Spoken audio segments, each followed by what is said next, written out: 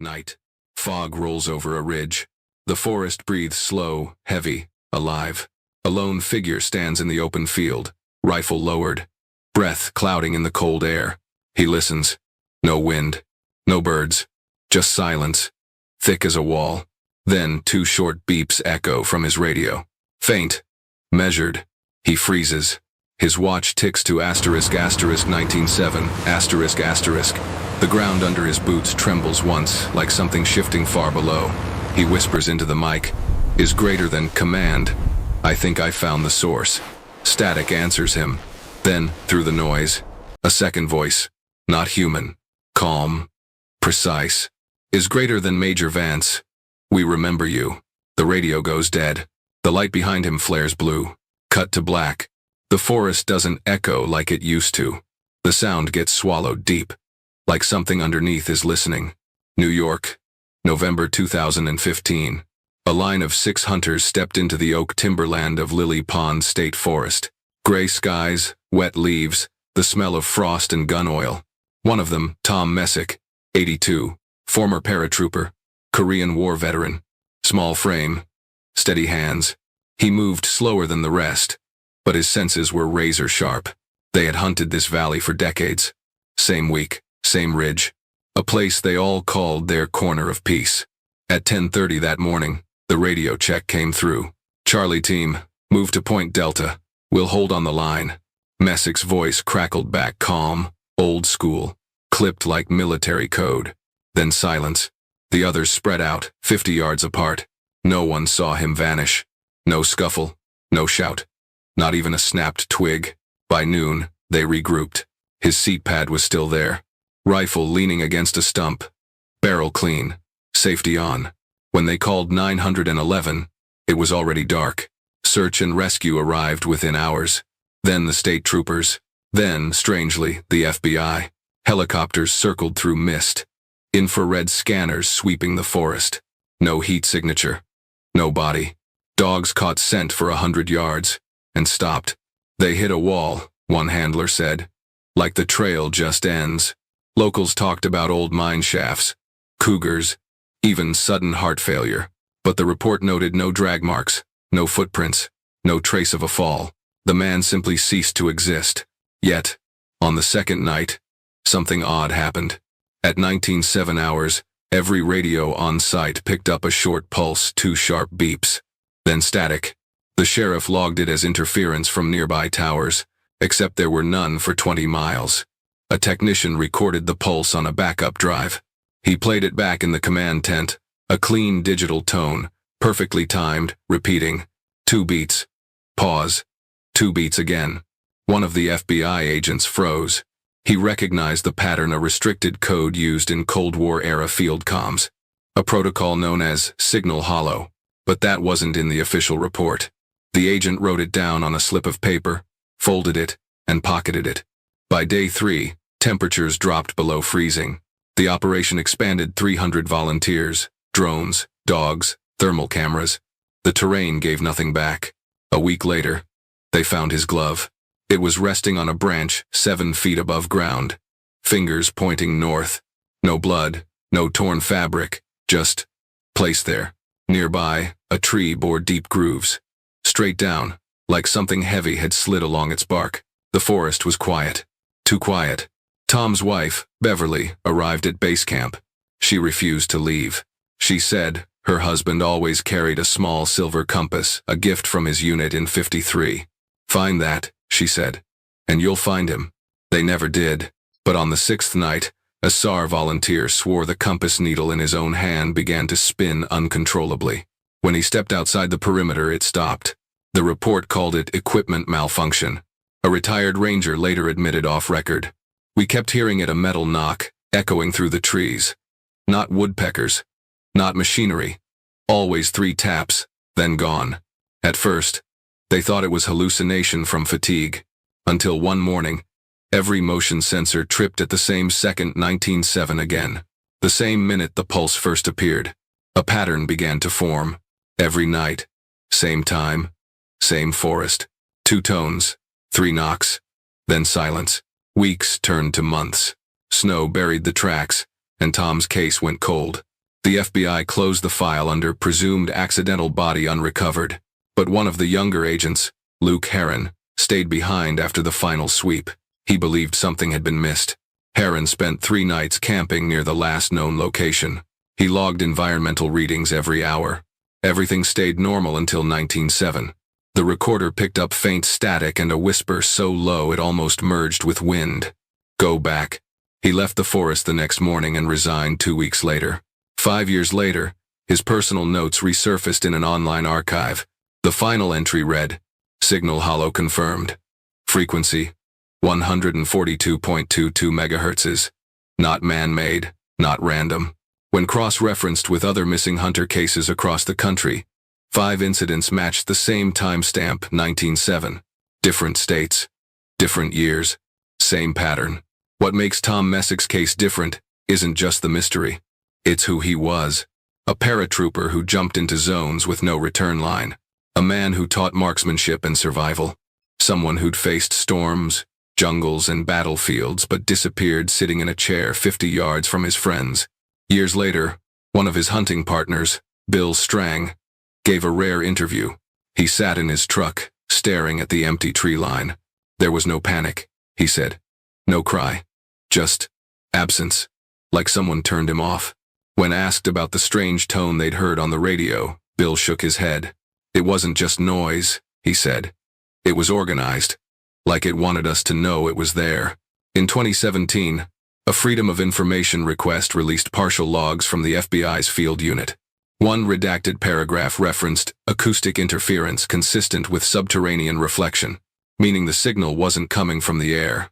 It was coming from beneath the ground. The document ended with a short phrase typed in bold. Area designated code hollow. Transmission origin unresolved. Today, hikers still pass through Lily Pond Forest. They see the memorial plaque nailed to an oak tree. In memory of Thomas J. Messick, paratrooper, hunter, husband. Some say, if you stand there at dusk, radios flicker alive. 2 short beeps. Then, a whisper caught between frequencies. Tom.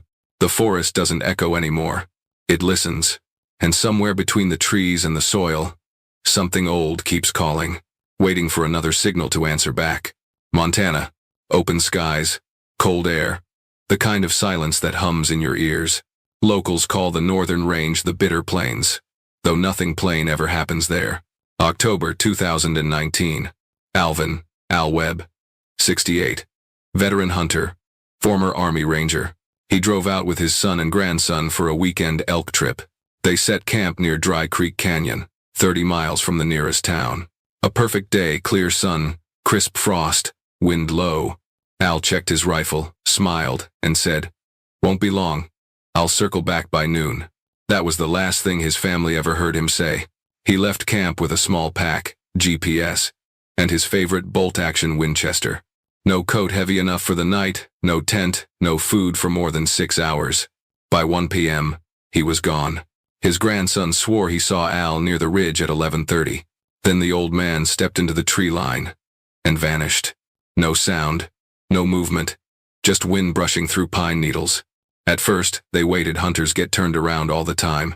By dusk, they were calling his name into the canyons. No answer. Search and rescue arrived that night. They ran dogs, drones, thermal scans. Nothing. The next morning, a chopper pilot spotted something odd, a small circular patch of melted snow in the valley below. He marked it, radioed coordinates, and moved on. Ground teams reached it hours later. The circle was 12 feet wide, perfectly round. In the center, ash. Around it prints, human-like, but twisted. Toes too long. Depth inconsistent. There was no sign of fire. No wood. No burned debris. Just warm earth in freezing air. Day 3. They found a single object. Al's hat, perched on a stone. No blood. No tears. The stone underneath was wet, though it hadn't rained. Investigators logged it as condensation. But one ranger, Scott Henley, disagreed. He described it as breath moisture. At night, his body cam caught faint fog trails drifting against the wind. Slow, like something exhaling from the ground. 12 miles north of that ridge lay another old site, the Hedges disappearance, back in 2008. Different man. Different decade. Same outcome. Aaron Hedges, 38. Avid outdoorsman. He'd gone missing after hiking alone to retrieve gear from a previous camp. Searchers found his snowmobile, his pack, his campfire, and his boots, side by side in the snow. The tracks ended abruptly, mid-stride. A year later, hikers found his remains 15 miles away, uphill, barefoot. Impossible distance. No signs of struggle. The local paper said, hypothermia causes confusion. But one of the searchers, a volunteer named Lila Keats, kept a different story. She claimed her handheld radio picked up chatter that night. Faint. Male. Calling coordinates. When decoded later, those coordinates matched the Dry Creek Canyon site where Webb vanished 11 years later. 2 disappearances. 1 invisible border. Investigators pulled both cases. Overlay the maps, and the locations form a perfect arc, curving toward a single point labeled Black Hollow Ridge. Every compass tested near that ridge spun erratically. Every radio went silent after 7 minutes. Locals say the valley swallows signal, they call it the mute zone. But old hunters have another name. The hollow line. When asked about it, one old trapper said, "You can feel it under your feet. Like the ground's breathing slow. Don't camp there. It doesn't like company." SAR Captain Dean Morrow returned to the website a week after the search ended. He brought a handheld thermal imager, determined to find closure. At 19:07, his screen flared white-hot, something moving just beyond range. He called it in, thinking it was a stray bear. Then his radio cut off mid-transmission. The recording captured 6 seconds of dead air. Then 2 soft beeps, the same pattern from the Messick case in New York. Morrow never told the press. He typed the frequency into his notes. 142.22 megahertzes. He circled it twice, wrote, "Same time, same tone." Weeks later, the search officially ended. Alvin Webb was declared missing, presumed dead, but his family never found peace. His son said the woods behind their property began to feel wrong. Animals avoided the creek. Some nights, they heard knocking 3 dull hits, like metal on rock. In early 2020, a geologist team studying magnetic anomalies took soil samples near Dry Creek. One drone captured a strange reflection near a cliff face. Zoomed in, it wasn't metal, it was bone. A small cluster of ribs arranged in a circle. In the center, a hunting tag, melted into blackened dirt. Stamped on it, A. Webb, 2019. When the sheriff's team arrived 2 days later, the site was gone. The bones, the tag, the ash, erased by snow. Only the smell of sulfur remained. The next spring, hikers found a new circle, 3 ridges over. Same shape, same diameter. Inside antlers, arranged upright, like a crown. Someone had tied a strip of green canvas to one tine. Ranger logs confirmed the fabric matched the lining of Webb's hunting vest. Investigators reopened both cases under joint review. The Department of Forestry sent a private contractor, Marrow Dynamics, specializing in geothermal interference. They installed sensors, ran seismic tests, logged temperature spikes underground. The data came back unstable. Between 1858 and 1907 every night, the earth beneath Black Hollow Ridge rose by ½ inch, then sank again, like something shifting below the surface. Dr. Aaron Cho, a technician with the team, filed a note before her transfer. Pressure changes don't match tectonics. They match respiration. The file was deleted a month later. But the strangest find came from a backup camera. Footage showed fog rolling through the valley. Then, a faint glow under the soil, circular, pulsing every 3 seconds. A branch fell. The camera shook. Through the dust, for a single frame, a shape moved beneath the surface.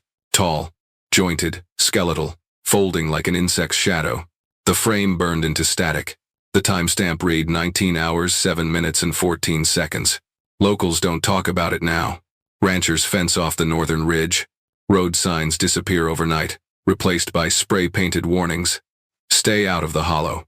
But hunters still go, drawn by the mystery, by pride, by curiosity. And every few years, another name joins the list. A field technician named Marcus Leith was one of them. In 2021, he entered the area to recalibrate seismic sensors. He kept a live GPS feed running for safety. At 19.6, his signal showed him standing still. At 19.7, it blinked out. At 19.8, his GPS pin reappeared 300 feet higher, on a cliff face. His helmet camera was later found on that cliff.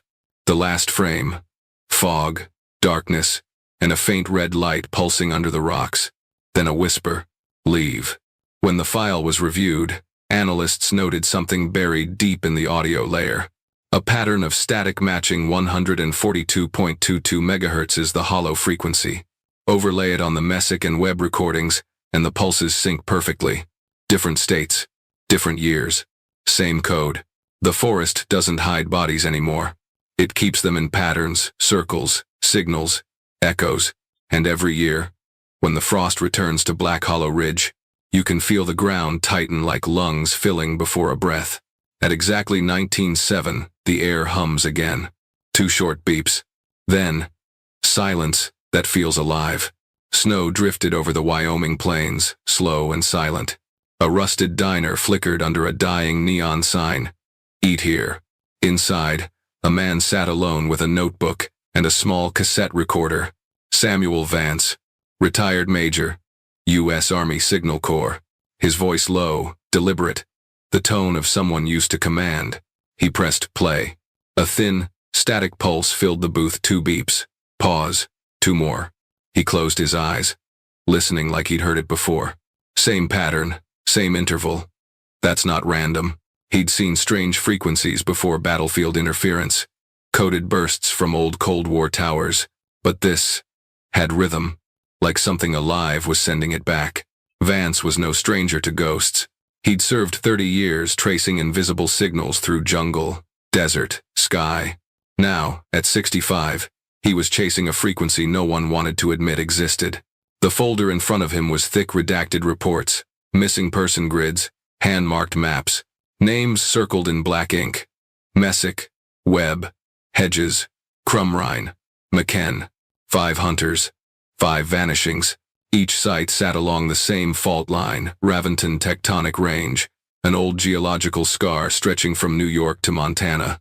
Each one intersected an obsolete transmission path once part of Project Beacon, an experimental defense network shut down in 1972. On the back of one document, someone had scrawled in pencil, "Beacon never shut down. It went underground." Vance tapped the paper, exhaled, and spoke softly into his recorder. "If this is linked to Beacon, then it's not nature. It's legacy." Idea. He wasn't chasing stories. He was chasing evidence, and whatever message those tones were repeating every 19.7. 2 weeks later, he met an old colleague, Dr. Raymond Lutz, Beacon's former systems engineer. They met in a storage hangar outside Bozeman, where old radar dishes lay like skeletons. Lutz looked nervous, thin, shaking slightly as he lit a cigarette. "I thought that project was gone," he said. "But the data kept looping back, like someone else was pinging us from below the line." Vance frowned. "Below?" Lutz nodded. "We were mapping seismic reflections, but some returns weren't natural. They moved." He pulled a dusty folder from a crate labeled Beacon Tests, 1,968, 1,971. Inside were seismic maps showing circular formations underground 20 feet wide, perfectly spaced, each labeled hollow node. Vance ran his fingers over the pages. He recognized the coordinates Black Hollow Ridge, the same place the Webb remains were found. "You tried to transmit down there," Vance said. Lutz hesitated. "Not exactly. We tried to listen. Something was already transmitting up."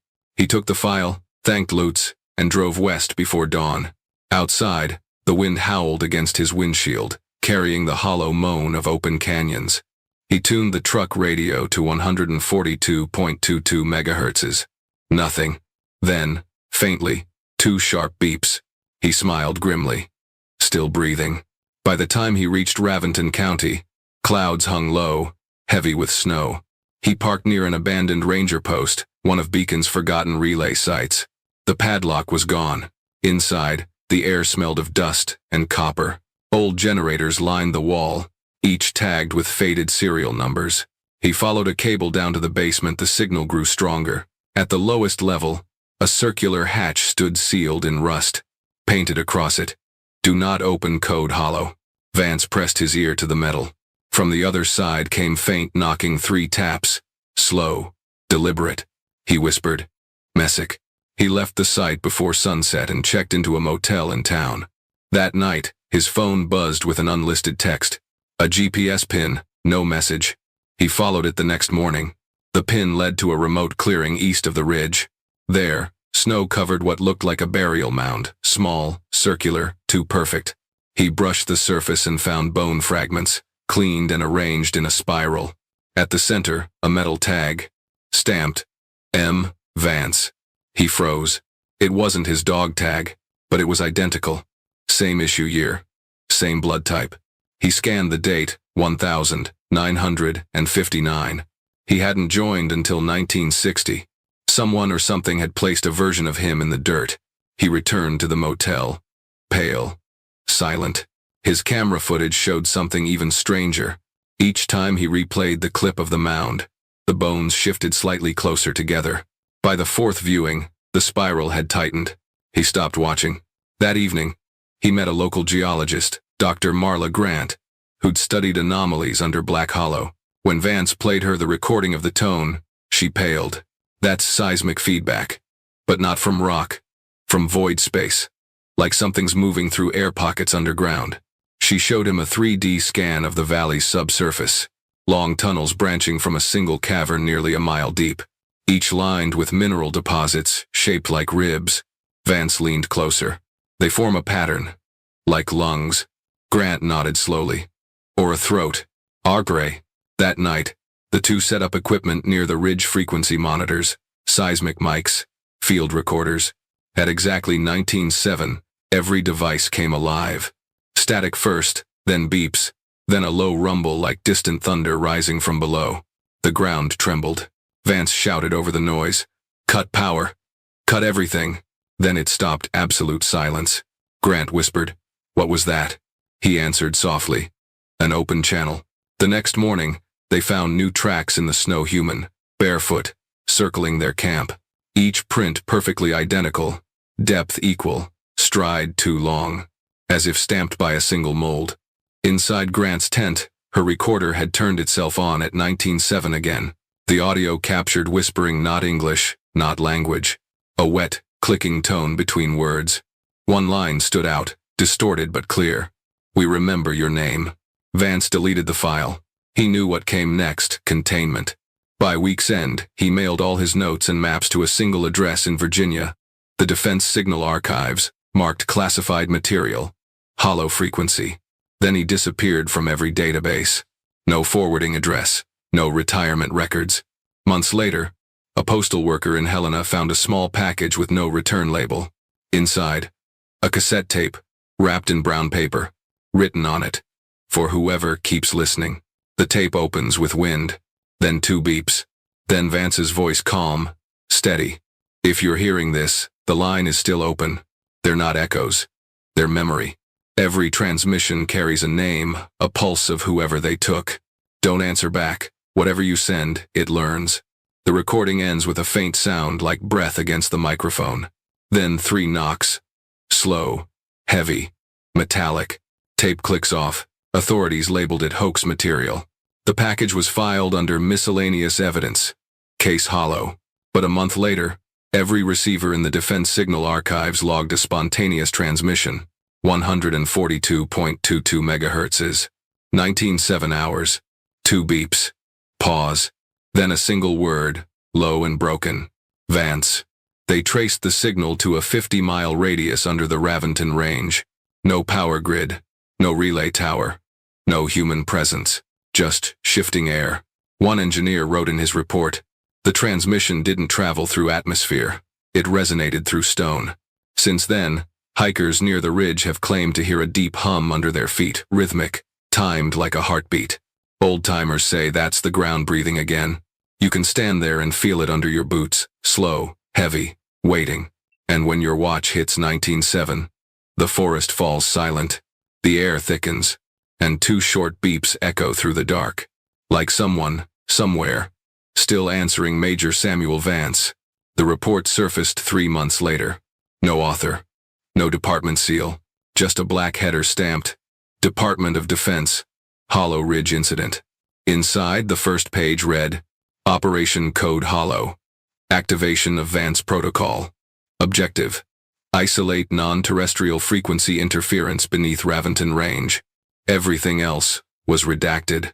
Every name, every timestamp. Only fragments remained enough to suggest something enormous had happened. February 2021. A convoy of black trucks rolled into Raventon County under night cover. Locals thought it was wildfire control. It wasn't. They were specialists from Defense Signal Command, accompanied by a unit of tactical engineers. Each carried gear wrapped in lead mesh, Faraday cases, EMP shields, portable field generators. They set up perimeter lights in a perfect circle across the ridge. Satellite data later showed that circle measured exactly 12 miles wide, the same as the average spacing between the 5 missing hunters. At 19 hours, the valley was sealed. Residents were told to stay indoors due to controlled testing. Power went out across 3 towns. Then, the mountain began to hum. Low at first, like thunder behind clouds. Then it grew, vibrating through the ground. Witnesses described blue light bleeding through the fog, like veins glowing inside the rock. Birds fled in waves. Dogs howled, then fell silent. At 19:07, every receiver in a 30-mile radius picked up a signal. 2 beeps. Then a deep mechanical tone that bent in pitch, like metal being twisted underwater. The official audio log ends there, but an unverified file leaked weeks later. A field recording labeled Vance 7 log. It begins with shouting, feedback, and wind roaring against microphones. Then a voice, calm, steady, Major Samuel Vance. Phase 2 initiated. Containment holding. Frequency stable. No, wait. It's responding. You can hear boots running, metallic clangs, someone screaming, shut it down. Then static. The tape continues for exactly 7 minutes. Then the signal cuts, not fades, cuts. After that night, Major Vance was never seen again. Days later, helicopters swept the ridge. The ground had cracked open in several places, shallow fissures, all circular, each exactly 12 feet across. Inside them, soil fused to glass. Every sensor left by the operation had melted.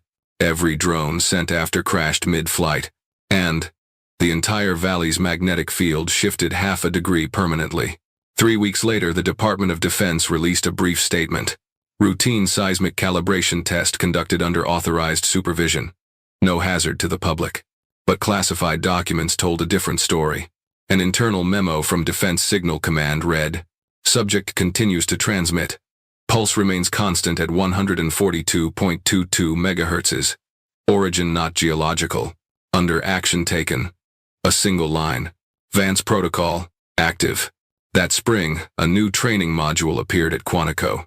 Its name, Respect Protocol, V. New recruits learned the history of unauthorized field operations and the cost of breaching restricted zones. But veterans whispered another version, that it wasn't just about discipline. It was about containment. One instructor reportedly told his class, every signal is a doorway. Once you answer it, something steps through. By the summer of 2022, the area around Black Hollow Ridge became a fenced exclusion zone. Satellite imagery blurred.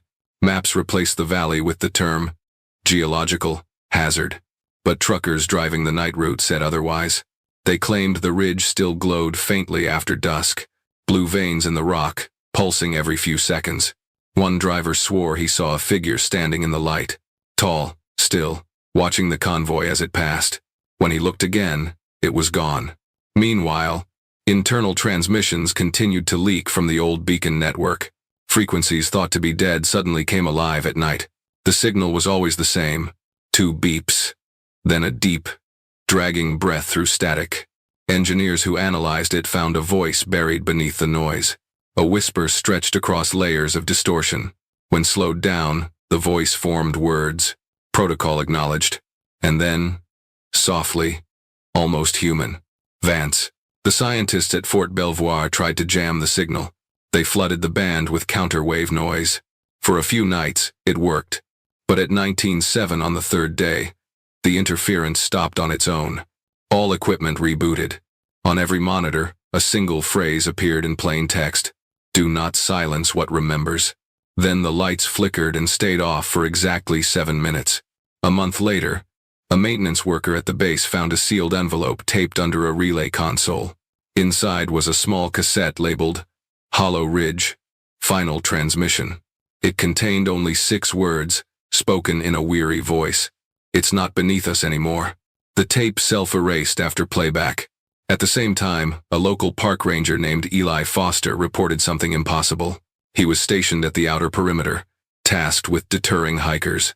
Every night, he heard tapping 3 knocks from the valley below. He recorded them once. The waveform, when visualized, formed a pattern identical to a heartbeat. Between each set of knocks, faint whispers. Samuel, leave the hollow. By autumn, the government pulled all staff from the site. No one replaced them. The fences still stand, but the signs have faded. Locals who pass by say the valley feels heavier now. Air thick, electric, as if sound itself bends there.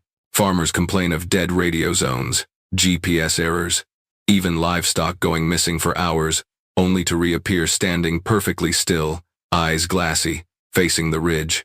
In 2023, a group of graduate students tried to film the location for a documentary. They never entered the valley, just set up cameras along the highway. But when they reviewed their footage, frames were missing. Every time the timer hit 19:07, the video glitched, skipping exactly 7 seconds forward. At the end of one clip, a faint silhouette appeared, tall, thin, head tilted toward the lens. Its outline shimmered, half transparent, like heat over asphalt. No one in the group remembered seeing it in person. Later that year, an unmarked drive was sent to a private archivist under the Veteran Valor Foundation. No note, no name. The files inside contained fragments of Vance's field recordings and coordinates labeled Beacon Line, Phase 2. When synced to current topography, the line extended far beyond Montana, stretching southeast, crossing multiple states, ending at the Atlantic, right where the original Beacon satellite downlink was buried 50 years ago, meaning whatever woke beneath Raventon was never isolated, it was connected. The final document in the folder was a single-page memo, unsigned. The signal is migrating. Each year, same hour, same pulse, new origin. The hollow is expanding. Below, a final line in handwriting almost too faint to read. He saw it first. Then it saw him. Today, the Vance Protocol remains active. No further attempts to breach the ridge are permitted. No new frequencies allowed on 142.22 megahertzes. But each year, when winter returns, the static does too. Truck radios hum, power flickers, and for 7 minutes, the valley breathes again. 2 beeps, a whisper, then silence. At the Veteran Valor Archives, a single radio remains powered 24/7, tuned permanently to the hollow frequency. No one admits to listening, but if you stand close enough, you can hear it under the hum of the equipment, a faint voice cutting through static. Respect the hollow. It remembers. Then, faintly, almost like a soldier's call sign whispered through fog, Vance, out.